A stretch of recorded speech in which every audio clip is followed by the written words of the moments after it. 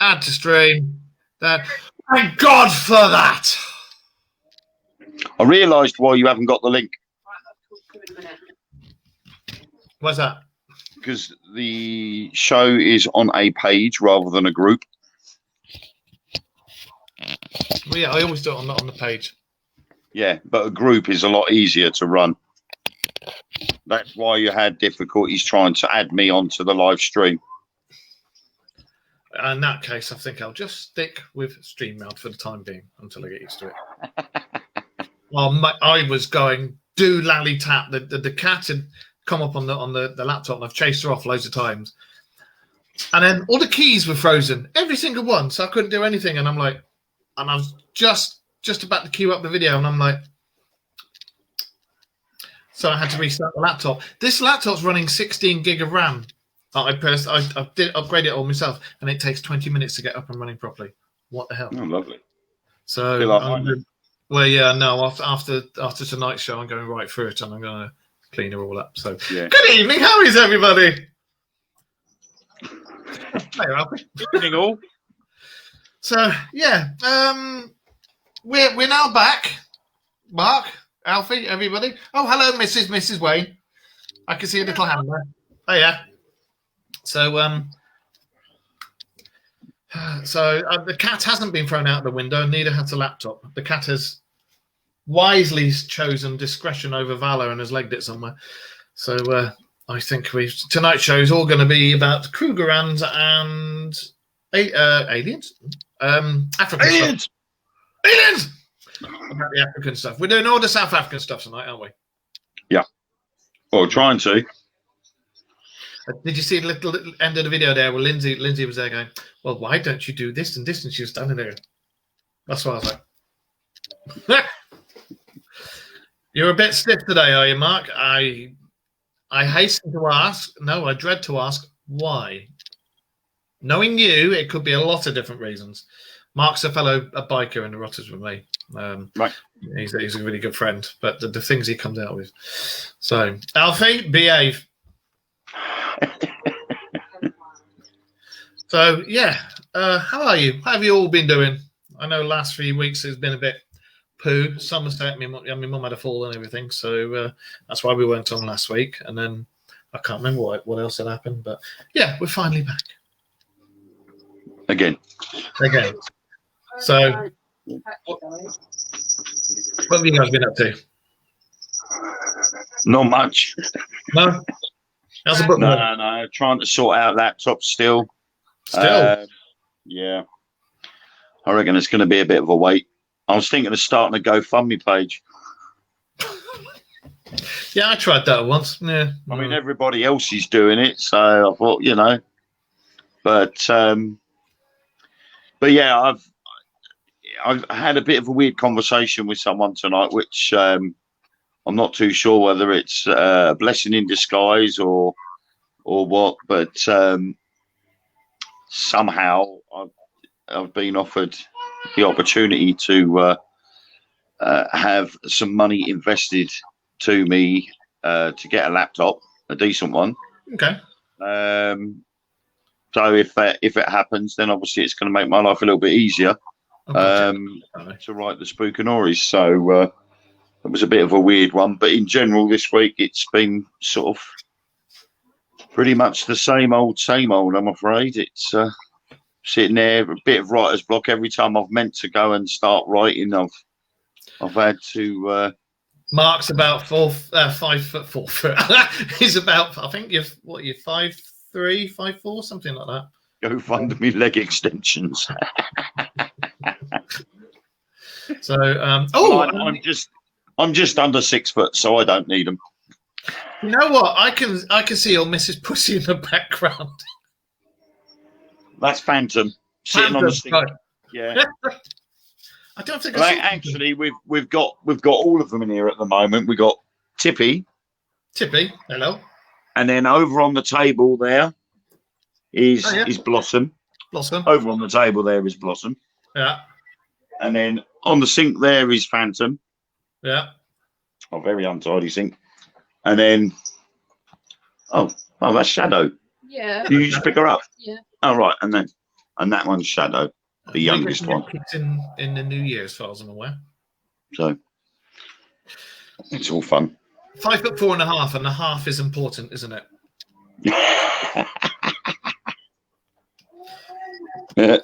So yes, well, now we've actually back up and running. For those of you who haven't fallen asleep or committed suicide yet, we're going to do Alfie like Shadow. We're going to do different countries each week, isn't it? So try and do some of the legends of each country, and if one country's got loads of them, we'll just make that a 2-week or something. Yeah, we've had to do South Africa for the first one because there's just too much in Africa to do it in one show. There's far too much stuff. So, yeah, well, I mean, Africa, the continent itself, has got a lot of myths and legends behind it. So, obviously, starting with South Africa for us, obviously linked in nicely with what we were talking about a few weeks ago. So it's all worked out.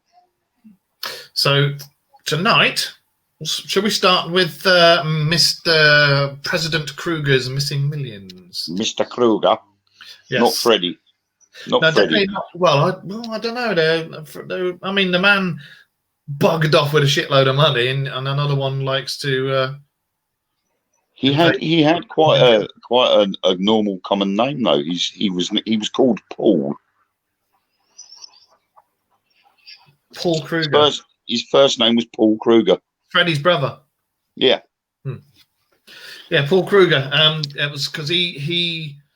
The weird thing with him is I don't know, for those of you who've not heard of the Boer War. Boer is just South African for farmer, so it's just farmers' war. But 9 days before the war started, President Krugger and what were they called, the government then, the Transvaal government, went round and took out all the gold from all the banks in South Africa, not just one bank, but all the banks, and said it was being placed in safekeeping for such and such and such and such. And then 9 days later, the war started. Yeah, all the gold, all the native gold that was in the hands of all the banks, and the government banned any export of gold. And on March the 20th, 1900, Treasury was authorised to commandeer gold coins from all the banks. And again, 9 days before the war started. Do you think there may have been inside information going on there? Wayne, what is your observations? Yeah, well, it seems a bit.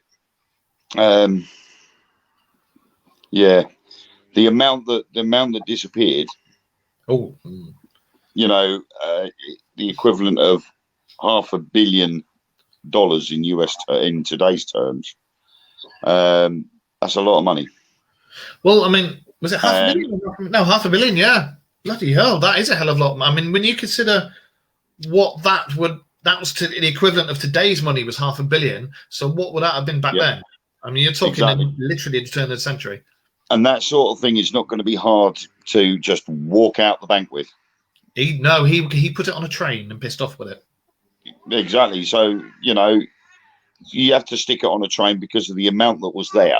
And it's weird because obviously it was during what they called the second Boer War. Yeah. You know, £2 million in buried gold and diamonds lie hidden in the Blythe River. That's right. And that's in the province of Mpumalanga. Can you say that again? Something like that. But it's said to consist of golden coins worth up to $500 million in today's terms. Can you imagine? I mean, I know we'll get to one of the things in a minute, but I know a lot of famous authors have been out there looking for it. TV programs have been out there looking for it. The one I like the most, because I've got a real thing about Expedition Unknown, Josh Gates. He went out there looking for it. And the only reason I like Josh Gates over all the others is because when they find something or they get some sort of info, he gets genuinely like, oh my God, you know, really excited about it. Like I do. If somebody gives me stuff, I go, ooh, you know, and he gets rejected. But all the others, you know, with certain programs, things may be faked and stuff like that. So, you know, It's just and the thing is, though, is I think what is the biggest thing there is the fact that, you know, that much stuff, he could not have just walked out of that, put it on a train and driven off in the train. There had to have been other people involved. Well, I mean, the thing was, what was it I saw here? They went to Neville Chamberlain at the House of Commons, and we all know who Neville Chamberlain was in 1902. And Neville Chamberlain met with these generals of the Transvaal government, and they came to him to obtain financial assistance for the widows and orphans of the war. And apparently, Chamberlain was going to let the generals have, for the benefit of the widows and orphans, of course, a load of the Transvaal state funds as had been transmitted to Europe by Krugger. So Krugger took a load of the money out, gave a load to the European government, but there's 2 million missing. So probably what has happened there is he's had assistance, probably by our government, a little off the top, to make it disappear. Yeah. Well, when Josh Gates was out and about, and they were looking in some of these caves and stuff, they found a lot of evidence of the Boers being there and having hidden old cannons and old rifles and why am I going blurred? There you go. And bits of weapons and stuff like that. And they found the odd coin, but the only major amount that has ever been found was the Zulu family, who found, I think it was 400 of these gold rands. Now, the reason they're called Krugger rands is because Paul Krugger had them minted with his face on it. So that's why they're called Krugger. I'm just trying to find the report. Where is the report? Oh yeah, Umpamalanga. Wasn't that a song? Umpamalanga. South African reports, a Zulu family of farm labourers, which lives in the Mellow area, or had lived there for more than 100 years, have dug up some 4,000. I stand corrected, not 400. 4,000 coins known as Krugger pounds, and they may have sold up to 400 of them, but only for their scrap values since the 1960s. Basically, when they were running low on provisions, food, and such, they'd sell a coin, and for the scrap gold value, and they'd buy stuff in. And I'm sorry, but the people they sold the coins to, they must have known exactly what they had, how much it was worth, and they took them, and gave them way under what they're worth. But there was allegedly 4,000 of them sold or taken, but they found. Bloody, I can't even talk tonight. 4,000 found, 400 sold. There you go. Thing is, though, he didn't last that long after he did that. I mean, he was he died in 1902. Was it 1902? Yeah, 1902. What, Paul Krugger? So, yeah, Paul Krugger died in 1902. Well, that was a bit short-lived, wasn't it? Yeah, exactly. So, I mean, he walked off with the millions 2 years prior. And then, obviously, he went into exile. He left Africa, went into exile, and oddly enough, died in Switzerland. Lovely little tax haven. Yeah. If you've got some missing Krugger rands floating about there, what better place to put them in a tax-free haven of Switzerland? But yeah, he died in 1902, and his body was sent back to South Africa, where he was given a hero's burial. Well, so the thing is, there is a map. There is a map for the Krugger millions. I don't know if anybody can see it. We can, but hang on. Can you see it? No, all we can see is a white screen, isn't it? Happy Monroe. Oh, there you go. Oh, there we go. There is a map. See? Yep. It's there. Apparently, yeah, it's somewhere in there. And the thing is, lots and lots and lots of people swear it never left the country. Now, if he went and retired to Switzerland, I think he may have left the vast bulk of it hidden in South Africa, because at that time, I don't think he'd have been able to get it out of the country quite so easily. But I reckon he took a good portion with him. He must have had to have done. He probably dipped into it when he needed to. Well, yeah, exactly. I mean, who wouldn't? I mean, flipping heck, 500 billion in our money today. He only lived for a couple of years after that, but he could have lived like an absolute. He could have bought South Africa then. Yeah. You know, could have done quite easily. I mean, with the amount of money that was there, I mean, it would have. But obviously, he had interests in South Africa being an independent state, and he was an active in the first Boer War. Yeah. And then when he was elected as president of South Africa, he then obviously continued the fight for independence, and obviously he got to the second Boer War. And basically, this is where his greed kicked in. He got greedy. He got the Krugger there, and at first they were doing a guerrilla-style warfare, and then we went in heavy-handed, used a scorched earth policy, and it turned the tide for him. So he bailed out quick. Man, exactly. Yeah, typical Mark. I had an ex who could spend that in a month. Funnily enough, so did I. You'll have to just bear with me 1 minute. We found a mouse in the house the other day that the cat had brought in, and the dog's going mad, looking around the same place and doing what she did when the mouse was. It was only a little tiny thing like that, but see, there's no mouse. Nothing jumped out at you. I'm not worried if it jumps out at me. I'm just. It's only got a cosh. You'll be all right. So yeah. Okay. I think, you know what, that'd be absolutely awesome to go over there and just follow the trail and just go out there with a metal detector.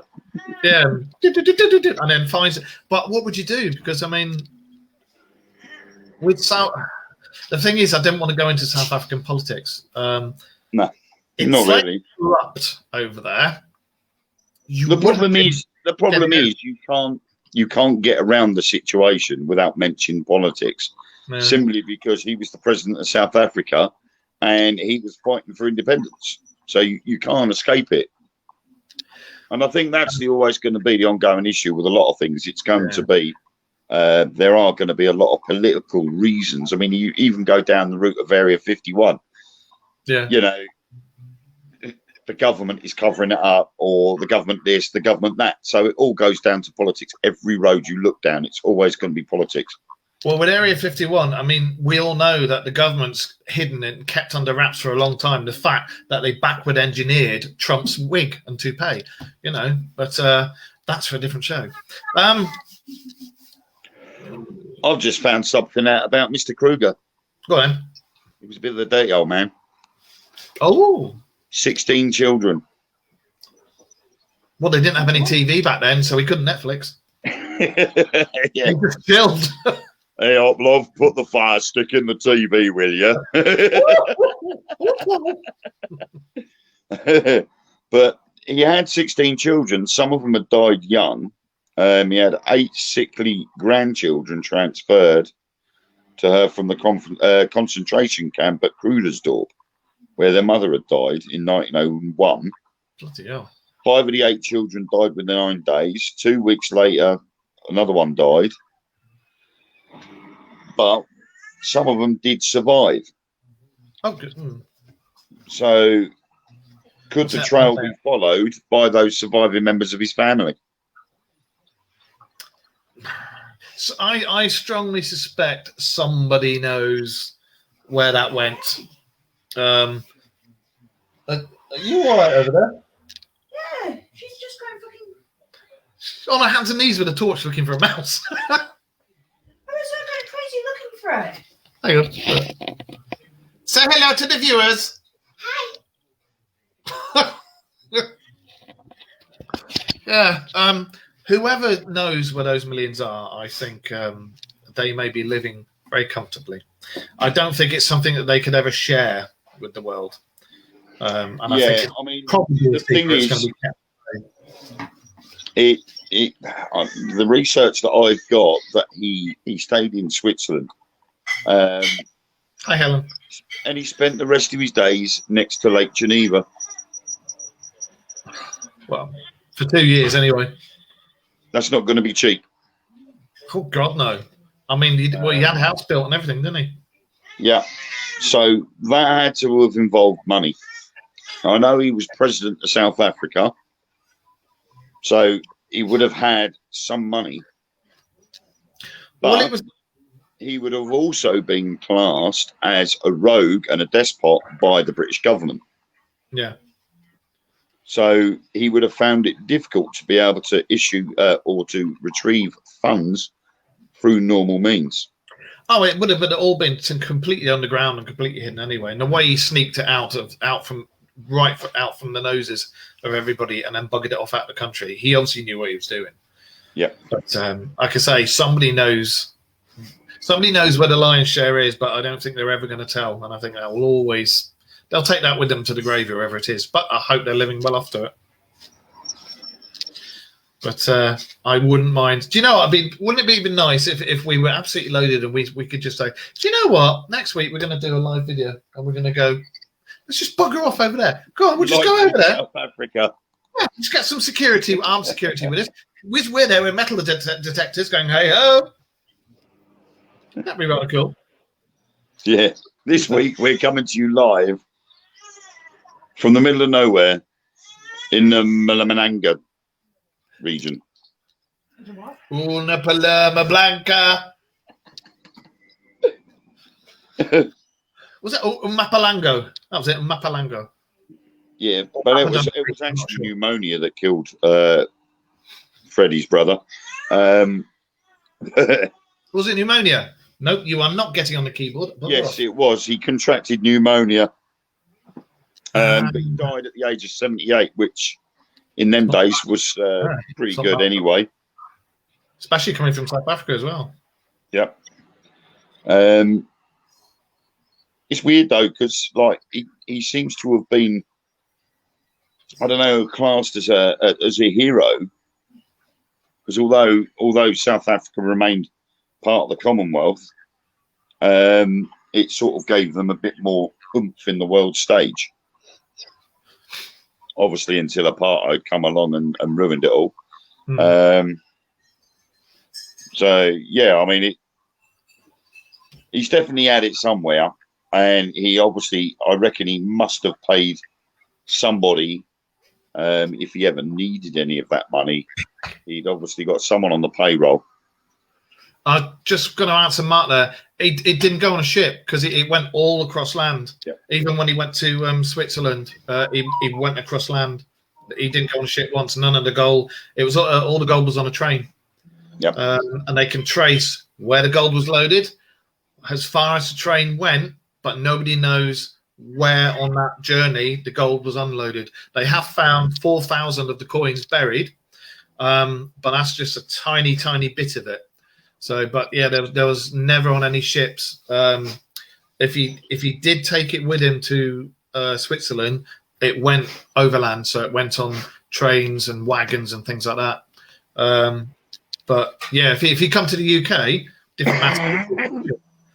But just imagine finding the cash like that in your back garden.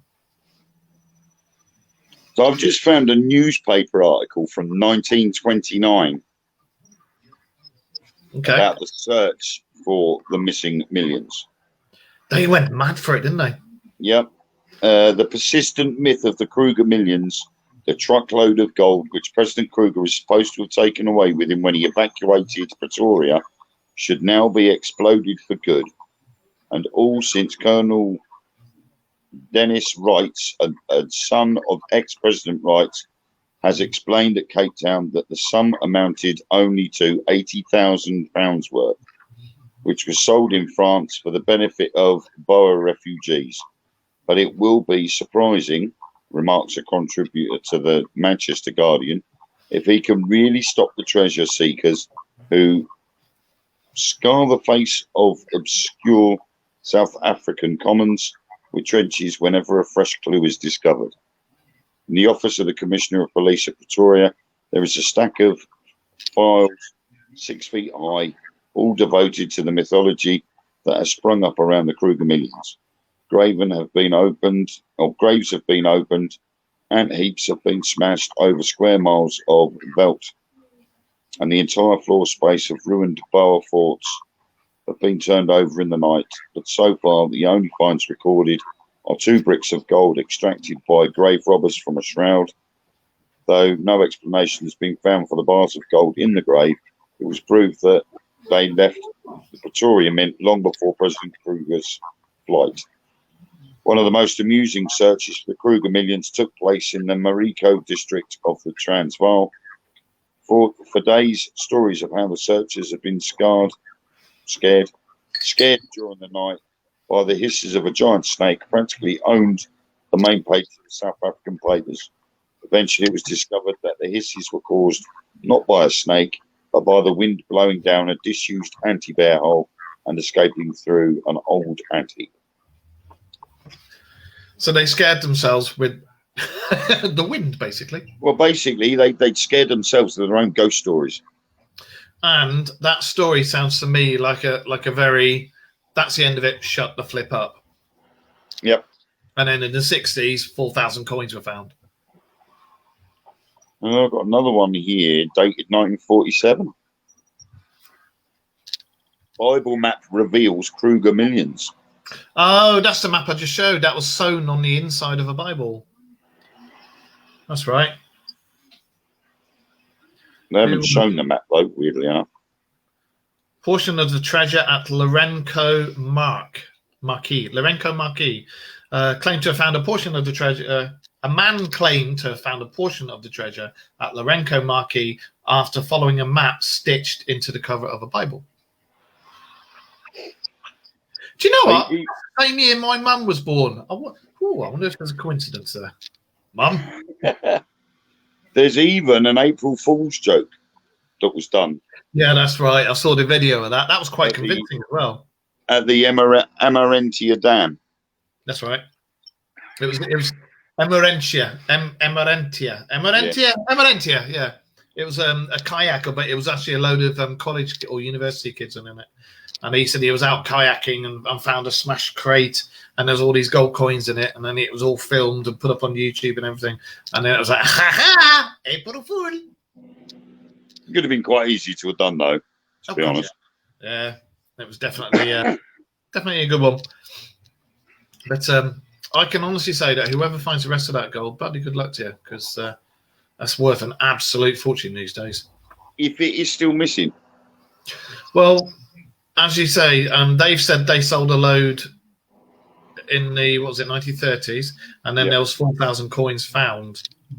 But considering the amount of coins there would have been to make up 2 million back then, I think it's still quite interesting.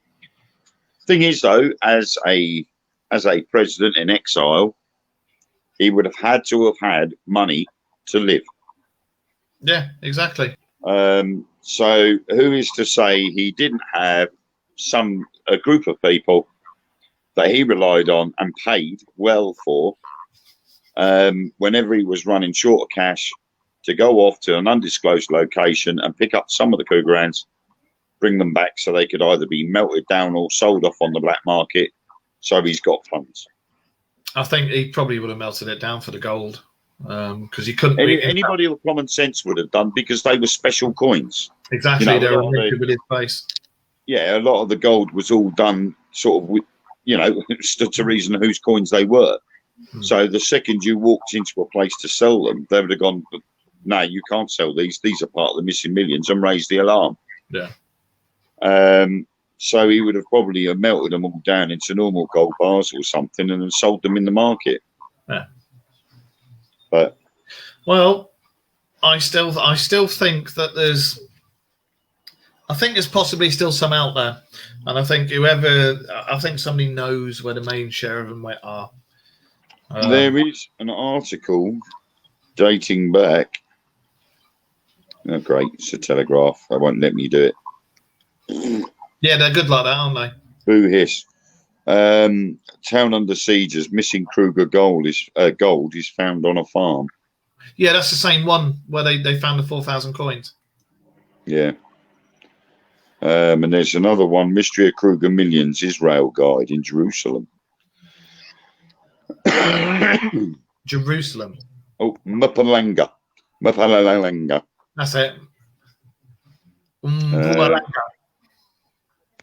Yeah, but I think this one was it was done 10 years ago in the Jerusalem Post. Just actually basically writing out the myth of the missing millions. Do you know what? Funnily enough, now that you've mentioned Mpumalanga, that brings us on to the other stuff from South Africa. Because it does, no matter how much we sort of say about the missing Krugger millions, I don't think they'll ever truly be found unless somebody gets a spot of conscience on them and thinks, do you know what? But until then, I think they shall stay a mystery. But I'd love to go over there, metal detector, and I say with Facebook Live, look, beep, beep, beep, beep. Yeah, there'll be me sweating me bits off. I'll turn into a tomato. I've got red hair when it grows. Look here, look at this burnt limey. He's trying to find something. Mpumalanga. There's also something else there. Around 75,000 dwellers on the land. Around 75,000 years ago, dwellers on the land created stone formations that don't look much at first, but as we've learned more about it, it seemed they're designed to correspond perfectly with star signs and equinoxes. This was done 75,000 years ago in Mpumalanga. Did ancient South Africans craft a celestial calendar millennia before the likes of Galileo? Or did they get a helping hand from somewhere else? Ooh, what would that be? Aliens! See, there you go. The design is just too advanced for that time period, they reckon. Yep. So, what do you reckon? Well, the thing is, when you look at them and you look at the age that they're estimated to be, yeah, you know, again, it's like we said the last time, wasn't it? That you're looking along the lines of the Nazca lines. Yeah. You know, I mean, that's too intricate pattern just to be sort of willy-nilly. All this ancient technology, the majority of it says it needs to be seen from the air, especially in Nazca lines. Yeah. And it can only have been made to be seen from the air. So that's another one that goes, right, so if that all lines up with equinoxes and star signs and everything like that, how the hell did they know? Yeah, I think you actually go past it on the way to the Krugger National Park, and you can see sort of at a level, you can see roughly where the settlements are. Yeah. But they're saying obviously the best way to see them is by going overhead in a plane or a hot air balloon. That'd be a wicked way to see them. In a hot air balloon. But it still goes back to 75,000 years ago. Who the hell was flying around in the air? Exactly. But were they designed to be seen from the air, though? You know, was there another alternative reason, like building certain things like farmers do with their crops? They rotate them every year. So could there be a reason why that each section of the settlement is like it is? Because it's for certain things. A lot of settlements back then followed the migratory path of certain animals. So you'd have camps set up all the way along them going out and then coming back in again later in the year.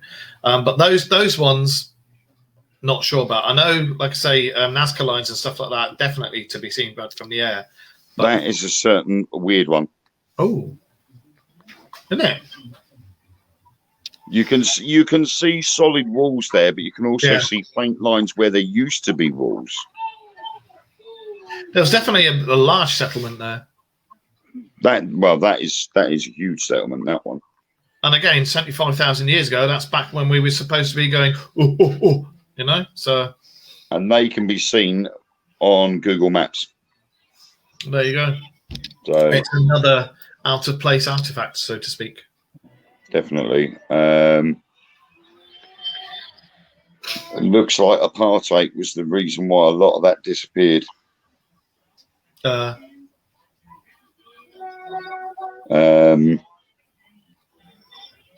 And then the 21st century perspectives, they think there's other reasons there.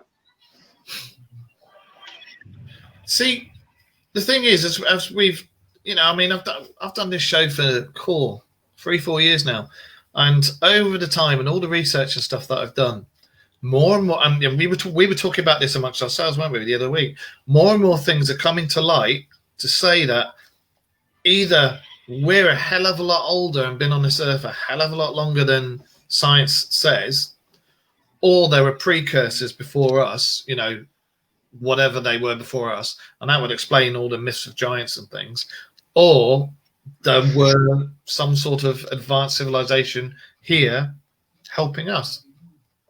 But either way, it all points to somebody had a hell of a lot more intelligence back then than we're supposed to have had.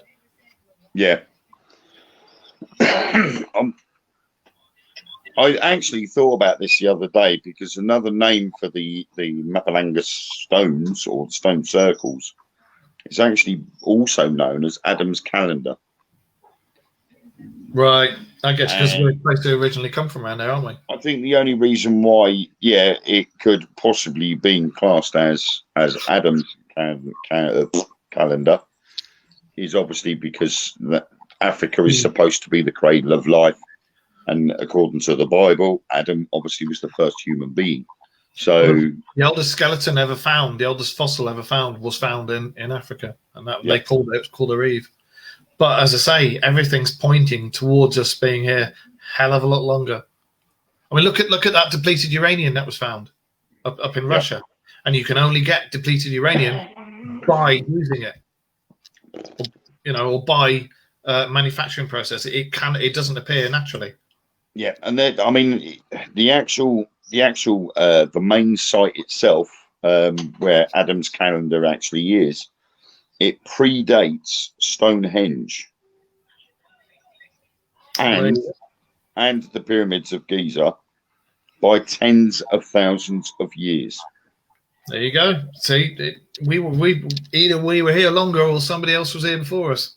Yeah. To say they're 30 meters in diameter. I mean, that's quite a big sort of settlement as such. And to be, like we say, 75,000. Yay! Thank you for that, Blossom. Has a cat got you? What's it? Oh, she jumped on my bare legs.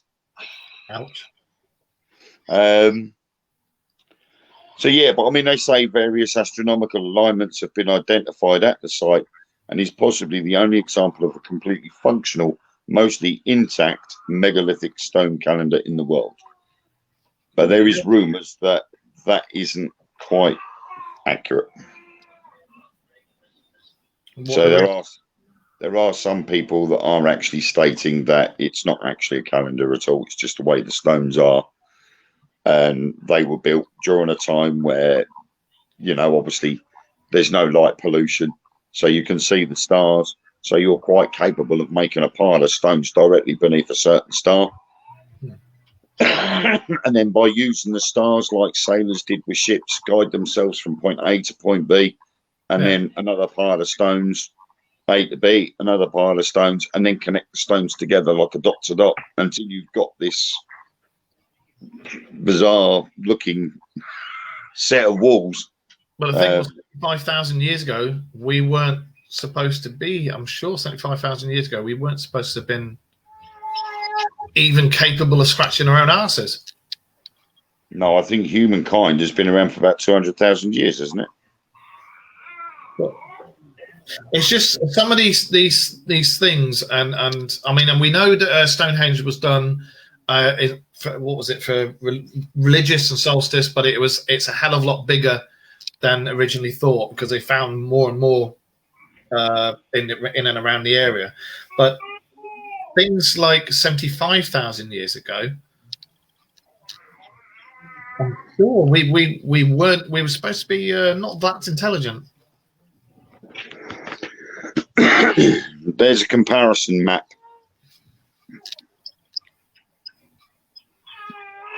That is supposed to be the site and the date 11,500 BC. So not 75,000 then. Well, according to that, that's Adam's calendar, 11,500 BC, some astronomical sight lines. So you've got the sight lines along with where some of the buildings would have been, including Orion's belt, Sirius, the winter solstice sunrise, summer solstice sunrise, Orion's belt rising horizontally. So all of them buildings have all been put in places where star constellations have been in certain positions. It also shows that they were there for a long period of time to get all those different star constellations.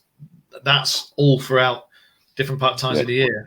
But it says the first calculations of the age of the calendar were made based on the rise of Orion, a constellation known for its three bright stars forming his belt of the mythical hunter.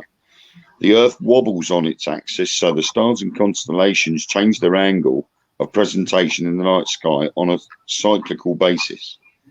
This rotation, called the precession, completes a cycle every 26,000 years. So by determining when the three stars of Orion's belt were positioned flat against the horizon, it is possible to estimate the time when the three stones in the calendar were in alignment with these stars. So according to Tellinger, a calculation done by astronomer Bill Hollenbach, based on the rise of Orion, suggested the age of the site at least 75,000 years.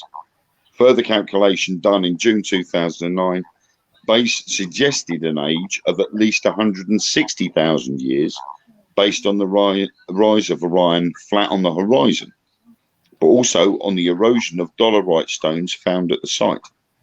Some pieces of the marker stones had been broken off and sat on the ground, exposed to natural erosion. And when the pieces were put back together, about 3 centimeters of stone had already been worn away. So these calculations helped assess the age of the site by calculating the erosion rate of the dolerite. 125,000 years. Bloody hell. So that just goes to show you that, yeah, we have been around for a hell of a long time. I think the last estimation of human life being known on the Earth was about 200,000 years. But I think this is based on what they found through the Adams calendar. But I'm trying to see if there is anything else that was done after 2009 to suggest it could have been older. Yeah. I mean, they're saying as well that the sound frequencies from the rock formations are really strange. I'm sure there's something about that with Stonehenge as well. I'll come back to that on a later date. I'm sure there was. Yeah. But the frequencies are coming from the Earth under the stones. And oddly enough, the frequencies are coming up on screen shaped like flowers. How the hell would they know that back then? As I say, the more we've done this show, the more stuff has come up to say we've been here a hell of a lot longer. Yeah. Just that. Shall we move on to a couple bit more? Do you know what? I'm going to let you talk about the next one. Oh, my God, I can't even remember what the next one was. Pinky Pink. Oh, little pinky thinky stinky thing. Blimey, little pinky, wasn't it? Pinky Pink. The Pinky Pink. That's it, Pinky Pink. Pinky Pink. Pinky Pink. Again, this is another myth. Urban legend. Pinky Pink's an urban legend down in South Africa. Christ, I can't find him now. I had it saved as well. Well, tell you what, I'll talk about it a little bit, and then you find your thing there. Now, the Pinky Pink is apparently an androgynous, jarring creature with rose-tinted skin, rose-tinted eyes, and shocking pink hair. Sounds like my mother when she's purple Vincent. It targets girls, particularly those dressed in pink underwear. Don't ask me why. Just to torment them. Usually spotted in schools. The apparition's legend grew as parents used the story to stop their kids from breaking curfew or stopping out too late. If you weren't home by a certain time, the Pinky Pink would make you their next victim. Quite frankly, the Pinky Pink needs to come to certain places in the UK and just point out fashion faux pas. But anyway, over to you. Yeah, well, in theory, it is quite a nasty creature, but from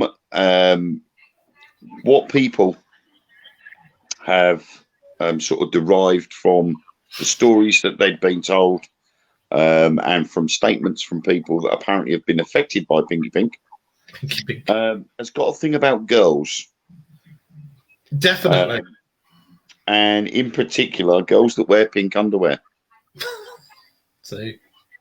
And I think this is where the name Pinky Pink has come from. Yeah. But it's apparently half man, half woman. And they reckon that the origins may date back to centuries to a time when it was known to the Zulus. You know, if there's any Zulus that are watching this, I do apologise for the pronunciation of this. The Umdlawenguli Obumvu.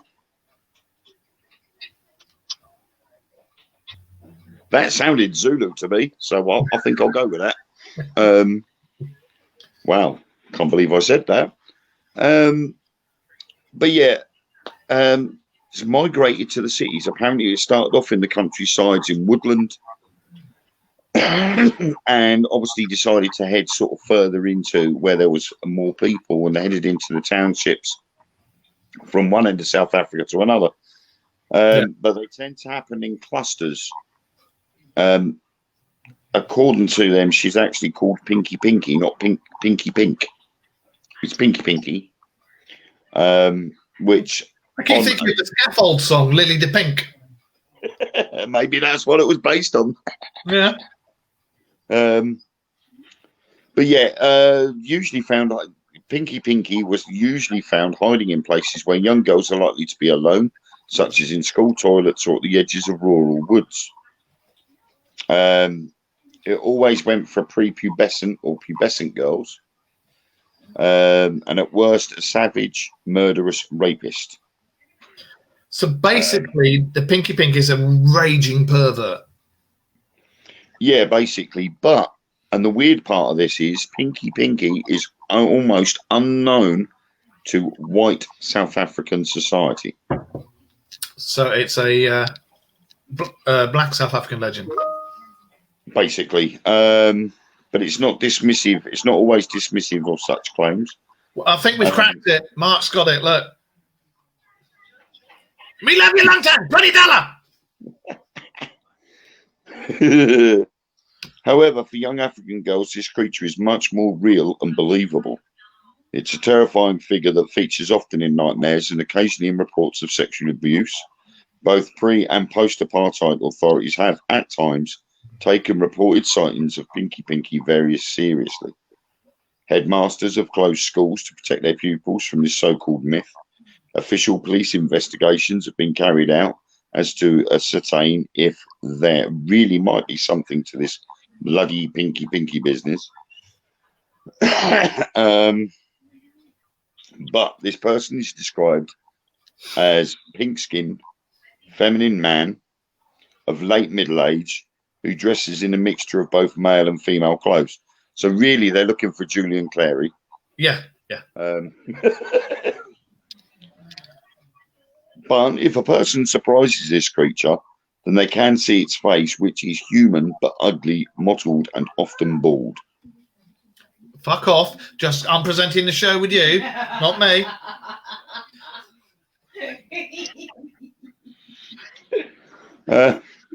You can shut up as well. But they're saying that not much has been really written about him because he's become an urban legend. I was just about to say, to me, it sounds like back along there was some sort of weirdo rapist stalker going about, and however they came about the pink clothing and stuff, may have come from different witness reports. You know yourself, you can ask a group of 10 people what that one man over there did, and you'll get 10 different stories. Yeah. So it sounds like there was somebody going about being a horrible pervert. And you can shut up laughing as well, Mark. Thank you.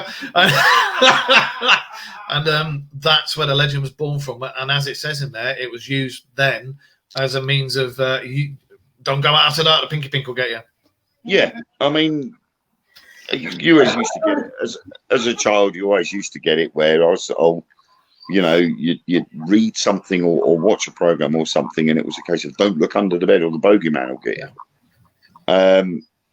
And so, in a lot of the sort of the older generations would sort of read myths or legends out to their grandchildren or children. That's right, yeah. To sort of create a moral to a story to advise them not to do certain things that could get them into trouble. Yeah. And of course, it's the girls. The girls are like, they're going out and like a lot of girls nowadays, you get 12 and 13-year-old girls getting themselves dolled up and dressed up to make themselves look like 18-year-olds, and then don't understand why they get into trouble. And it's crazy. I've seen myself in town. Gone down Colchester High Street and seen a couple of girls that I used to take to school on the bus. Knew how old they were, yet they were going around looking like they were going to the nightclub. And you're like, hang on a minute, you're like 6 years too young for that. Yeah. But you can't say anything because if you do, you get stick for it. So exactly. One thing I just want to point out to Mark, modern man has actually, we've been around for 6 million years, but man as we are now, farming and walking upright and having the bits of the brain that allow civilization, cultivation, everything like that, we've only been going for 90,000 years.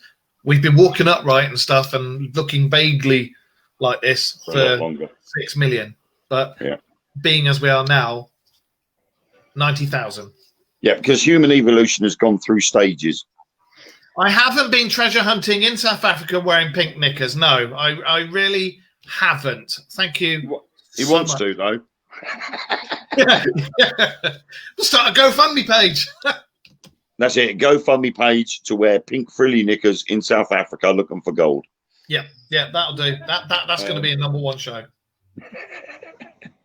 Shall we do one more? The search for Pinky Pinky. The search for the Pinky Pink. Shall we do one more before we disappear? Why not? I'll let you pick. There's quite a few of them out there. We're going to have to do some more next week. Why don't you do Legend about Smoking the Devil?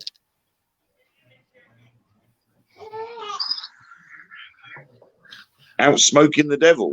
Out Smoking the Devil. I haven't got a clue about that one.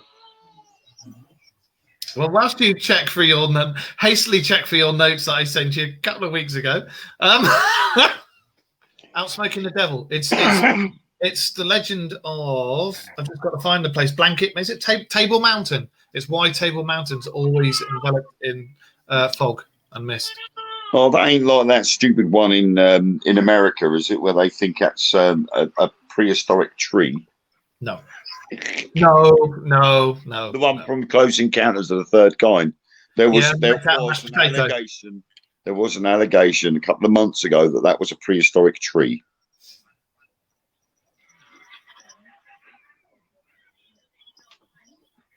It's a fucking film.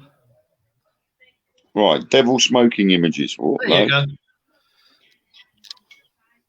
Right. Table Mountain often has cloud cover, and it settles over Table Mountain like a blanket or a duvet or what you will. And the legend behind it is, now the locals in that area are called Cape Townians because it's near Cape Town, obviously, and they fondly call it the tablecloth. But there's a 120-year-old story that explains. Smoking the Devil. Think there's a video of that on Pornhub. This is the. There probably is actually. Anyway, story goes. That was a poem by an 18th century poet, Dante Rossetti, and it's called Jan van Hunks. And Jan van Hunks was a famous pirate. The first tablecloth was caused by the smoking pipe of this Dutch pirate that the poem was about. As the story goes, Van Hunks lived at the foot of the mountain and wasn't allowed to smoke in the house because his missus would have killed him. So he'd go outside to smoke on the mountainside. And then one day Van Hunks met another smoker, and the two decided they're going to outdo each other and see who could smoke the most. And they went up onto the mountain to smoke. Because Van Hunks claimed no one could outdo him with anything, so nobody could outdo him smoking. And the second smoker actually turned out to be the devil. Van Hunks won the duel, but not before covering the entire mountaintop with tobacco smoke. Now, whenever Table Mountain is covered with the tablecloth, which is this mist, Cape Townians still tell their children that Van Hunks is dueling with the devil again. And there's also a long-standing belief that this jewel is the reason Devil's Peak, which is at the top of Table Mountain, has got its name. And legend has it that when the cloud cover goes over again, creating that tablecloth look, locals then believe that Van Hunks and the devil are having a smoke again. But I did actually find that it has got another legend to do with some god. Where was it? Get out of it. A well-known folk tale is that of Table Mountain being the warden of the southern corner of the earth. It tells that the African god Tixo, god of the sun, conceived a child with the earth goddess Jobila. Their son Komata went on to create the world. So basically, Table Mountain was their love nest. Well, doing it on the table, weren't they? And as Mark said, there's a video of it on Pornhub. So yeah, it says on there, the great dragon of the sea became so jealous of Kamata's power that he tried to prevent Kamata from creating dry land. Jabila, however, stepped in and came to the help of her son by giving life to 4 giants to protect the 4 corners of the earth. The great dragon refused to accept defeat and battled each giant in turn. As each one died, they wished to remain guardians of the 4 corners, even in death. Jabila granted their requests and turned the giants into mountains. Guardian of the South was turned into the biggest mountain and became Umlindi Weminganzimu, or Table Mountain. Right as our sipping me tea as well.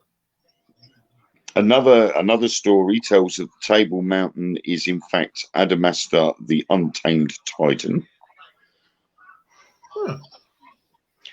Adamastor was banished from the ocean after attempting to overthrow the sea goddess Thetis. Okay.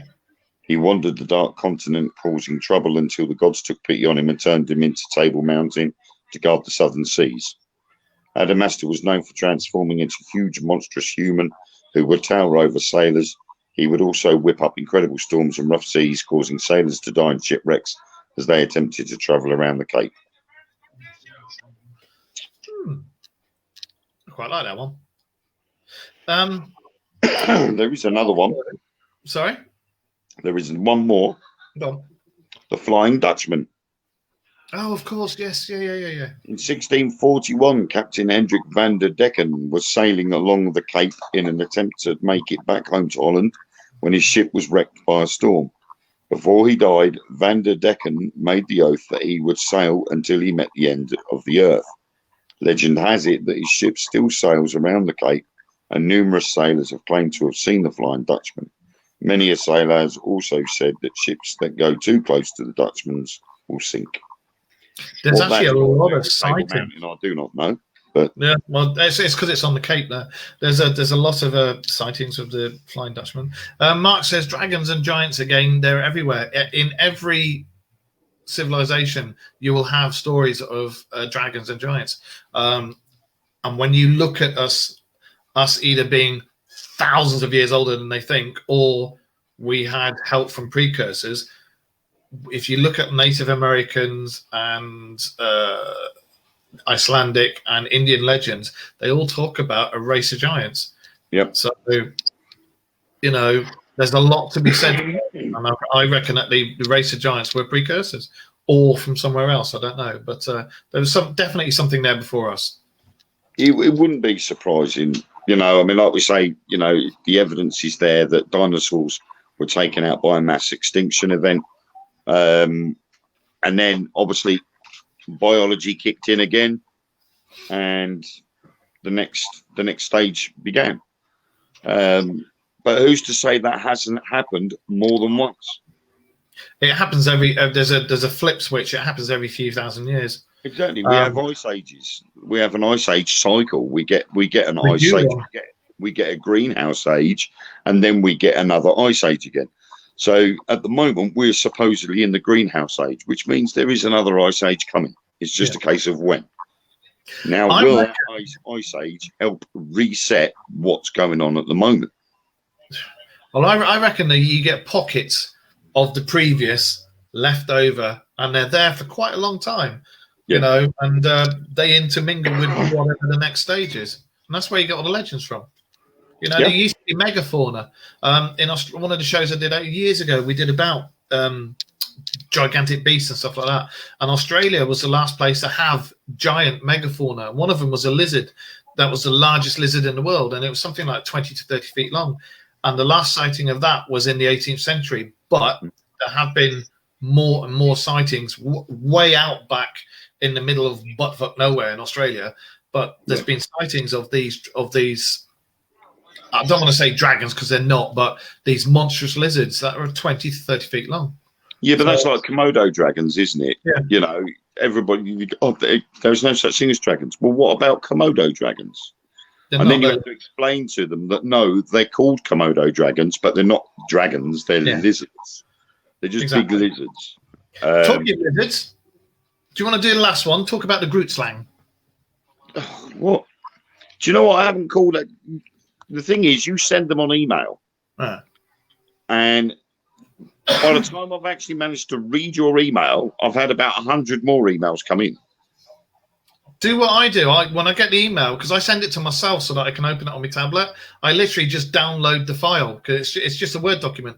I just download it and save it. Well, what I try to do is I try to open the links and then I try and save them. But because I do so much other different things, I end up losing them by mistake. So what was that then? The Gouda Buddha bang bang.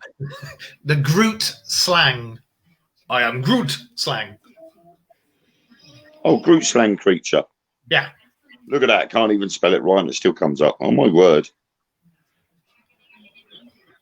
Groot slang means great snake. That ain't a bloody great snake. That's a bloody great elephant. That's an elephant, snake, tusky thingy thing I don't want to get into a tussle with. Yeah, certainly wouldn't want to argue with that by the look of things. Direct descendant of the mammoth by the look of it. Well, it says here, the original Groot slang was found to be too powerful. So the gods subdivided the animal into two species, the elephant and the snake. However, a Groot slang or two escaped this fate. And they used to live in a cave called the Wonder Hole. Wow, just wow. The Wonder Hole. I'll leave that one there. In Richtersveld. And that's where these things were, these Groot slangs. But they were too powerful, so the gods separated them in their Wonder Hole. But they reckon some escaped and reproduced. The monster can grow up to 60 feet long. The cave's full of diamonds. No one's sure if there is diamonds in there because the Groot slang guards it and kills anybody who enters. It's Wonder Hole. You know, actually, I've just found something that actually goes against what you just said. Okay. You mentioned about the Wonder Hole, but it states here that the Groot slangs covet gems, particularly diamonds, and despite the creature's lust for cruelty, victims can often bargain for their freedom by offering a Groot slang enough precious gems. Oh, there you go. While searching for treasure in the Richtersveld in South Africa in 1917, English businessman Peter Grayson disappeared after members of his party were attacked and injured by lions, prompting legends that the Grootslang had killed them. And that's quite, well, that's sort of, I don't know, as far as things go, it's quite recent, 103 years ago. Perhaps they know where the missing Krugger millions are. If they can find, nicely tied in. if they can find a Grootslang, then they might find the Kruggers. This is true, and the trouble is over there. You've got so many different legends. I mean, there's loads of them. I mean, I think next week we'll carry on with Africa, but we'll try and do a bit from the rest of each bit of Africa. Sort of go a bit further north. Yeah, northeast and west. Well, you got the Belgian Congo and Zaire and everything like that. Well, I'll see if I can find anything sort of Nigeria, Kenya sort of way, and Ethiopia, Cameroon, everything. Yeah. I think Cameroon, if my memory serves me right, Cameroon's supposed to have sightings of dinosaurs. I'm sure it's around that area where these dinosaurs are supposed to have been seen. I was going to say they have found some sort of quite considerable sized bones, in them sort of regions, haven't they? So, and the problem is as well is when you get to sandy areas like the Sahara, you know, the sand is always shifting. See, that's one thing I've always said. If they were to dig right the way down underneath all of that sand, what would they find? That's what I've always said. Underneath deserts, I'd love to know what's down there. Love to know. Because I bet you find stuff you would just be like, what the hell, you know? I'm sure I'd heard somewhere that they reckoned there was civilizations in the Sahara before the sand swept in. Yeah. So, you know, who's to say they haven't? You know, I mean, it's like Egypt. If you look at Egypt as it is now, back in the day when the pyramids were being built, there wasn't anything around it. But you go to Cairo now and you look at the pyramids in Cairo.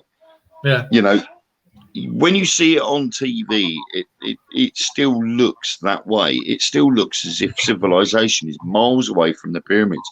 But if you physically go there, the city is right next door to them. Well, you pull up in your coach and it's right next door. The Sphinx used to be in fields next to the river and everything. So, not anymore. No, you know, I mean, I visited the pyramids back in, I think it was 2008 or 2010, I think it was. We went to the pyramids. We went to the Sphinx. We went to the Cairo Museum, a papyrus museum, and had lunch in the Hard Rock Cafe and all that. And I was absolutely gobsmacked at how close the Egyptian government had managed to allow building to come to the pyramids. And we literally, there was 8 of us on this huge coach, and we literally went from the airport, and our first stop was the pyramids. We literally came, and this was how close it got. You would come up this road, and there'd be a cliff edge right next to you. Yeah. You get to the top of the road and turn left, you come in, and there are the pyramids right in front of you. See, that's on my bucket list. I would kill to go there. Always wanted to. Well, almost killed me. Why? We went into the second pyramid. I can't remember whose it was now, because you had, I think it's Khufu. Is it Khufu's pyramid? I don't know. The first Great Pyramid, and then you had the middle one of the 3. You could go into. Yeah. You could go into the first one, but it meant climbing up. Whereas the second one, you were actually going down, and then you go up. So we'd already paid to go into the second one, and we got into this tunnel, and no word of a lie, it was about 3 foot wide and about 4 foot high. Yeah, I don't really do enclosed spaces. And you're literally going down, and that is the way in is the way out. So as you're going down, there's other people coming out. Oh, bloody hell. So you're starting to walk down there, you're crouched down, and then all of a sudden you see someone coming down the other way, and you're like, oh my God, how are we going to get through here? There's no passing places. So rather than having a traffic system and saying, right, let 10 people in at once and then let the people that are inside out, they just go free for all. In you go, out you come. And you're all passing each other in the middle of this horrible tunnel. You get in there, and to be honest, a very big anticlimax really was. You had the person that discovered the tomb in there, big bold letters that Bocelli or Bottinelli or Bernoulli or whatever his name was here, written in big black letters on the wall. The outer sarcophagus laying on the floor. And what is left of some very large damaged hieroglyphics. Not worth going into, to be honest. Now, my main thing is the Sphinx, the main pyramid, and I want to go into the Museum of Antiquities. Yeah, the Cairo Museum is amazing because they've got obviously Tutankhamun's exhibition in there. Yeah, and you have to go into a sterilized room. You walk in there, and you go into this sort of chamber, and it sprays this detergent or stuff on you. And then the inner door opens, and then you can go in and have a look at all the sarcophagus and the death mask and all the other bits and bobs that they've got in there. And then you go out of another door. They've really, really spent a lot of money on that place. I remember that in Dorchester, his mask and that, they did a tour around the world, and they were in Dorchester for quite a while. I went to see it there. Quite big on see it in Egypt. But the thing is, it's weird because everybody goes for like the death mask of Tutankhamun and Tutankhamun's treasure. But what they're not going to is the ground floor where they have things like the first dynasty of Egypt. Yeah. You know, further back to the dawn of Egypt. And they've got all these big concrete statues that they've unearthed. And you're like, why aren't people actually looking at that rather than, you know, the famous Tutankhamun? It's only famous because of the amount of riches that he was buried with. And the gold. Karnak and the Book of the Dead. Karnak and all that. I'd love to go and see all that, you know. Yeah. But you go to places like Valley of the Kings. The Valley of the Kings has got more interest for Egyptologists than what's in there. The museum's full of fascinating stuff. It's Zahi Hawass who's the head of it. I remember seeing a lot of his things where he takes you around all the little bits that nobody looks at. Fascinating. But the problem is they've taken them away from their original places. They've been stuck in a museum. You don't get, you know, and it's like with any museum. You can walk into a museum and see something there and go, oh, that's nice. But if that item was in its original place, in its original fixings, that experience would be a whole lot better. It's like when we were doing an investigation at Ruffin Control Tower. We saw a metal compass from a B-17 sitting in a display case. Me personally, if I'd have seen that in a B-17, completely different feeling altogether. And to me, that's where it should have been kept. Rather than being dismantled and shipped to the museum, they should have left it where it was and allowed people to see it in its natural habitat. Like with lions, when you go to Africa and go on safari, I would rather see them in their natural habitat than in a zoo. So, but the Sphinx, you get so disillusioned with the Sphinx. The Sphinx isn't as big as they make it out to be. Really? It's a piddly little thing. Oh, okay. I was expecting it to be a colossal, massive statue. And when I got there, I was so underwhelmed by what I saw. And I thought to myself, no wonder Napoleon took pot shots at it. Yeah, he did, didn't he? You know, it wasn't as big. I had more interest in the mummification rooms, which are next door to it. Right next door to the Sphinx, you've got all the area where they used to mummify the bodies. And I found that more interesting than the Sphinx because you can't go in it. Yeah. They've got a moat all around it, so you can't get too close to it. But it is really, really small. I'll tell you what I'm quite looking forward to with the Sphinx is they found that room, didn't they? There's a tunnel underneath one of the paws, and on its headdress at the back on the right, where the right ear would be, there's a big switch sort of thing there. They don't know what that's for. and then they put a robot, a UAV thing in this tunnel, and they found at the end of it there was a massive room, and on the other side of that room was a door with 2 spikes sticking out of it, and they're going to try and find their way into it without wrecking it and see what that is. The solar boat is quite a nice thing to see, and that's in between the first and second pyramid. And that's in its own exhibition with its own little hangar. It's literally a recreation of an Egyptian masted ship. Oh, right, yeah. That they called the solar boat. I don't know how much of all of these things are left because of obviously the problems they had in Egypt. Yeah, that's right. A lot of the archaeologists had to walk away pretty quickly. And depending on what the government sort of allowed its people to do, it's another question. I'm hoping that they've sort of managed to sort things out and get things back. But my mum has been to both Cairo and she's been to the Valley of the Kings, some of the other places along the Nile, and she said Valley of the Kings is the one to go for. Don't go for Cairo. There's also an island, isn't there, full of flowers. You can go on a trip on the Nile, and there's an island. I can't remember the name of it. There's an island that's full of flowers, and they have a fireworks display of going off up there. Can't remember the name of it, but hopefully, once all this COVID thing's finished next year, I'm going to start sorting out things that are going abroad. I hope. Well, like a dream. I have that. I keep saying to myself, well, I could do this, I can do that, I want to do this, I want to do that. And I'm thinking, how am I going to do it?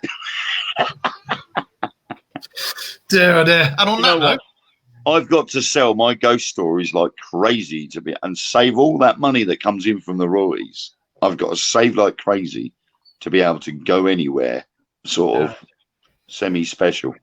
But yeah, I mean, it's quite a giggle, really, isn't it? Well, if it does, I mean, if we go together, we can do a live stream from there.